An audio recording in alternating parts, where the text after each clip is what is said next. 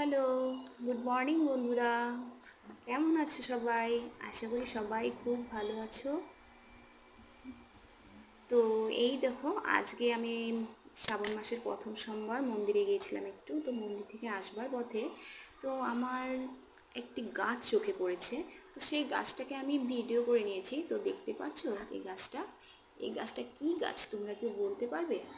যদি বলতে পারো তাহলে আমাকে কমেন্ট করে জানাও, ঠিক আছে?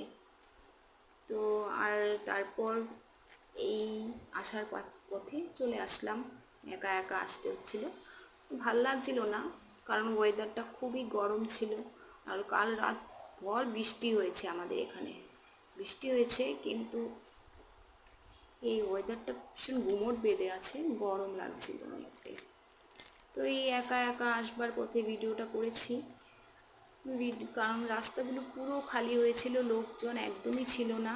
যদিও এখানে খুব ভিড় থাকে, এই রাস্তাগুলোতে লোকজন আসা যাওয়া করে, কিন্তু আজকে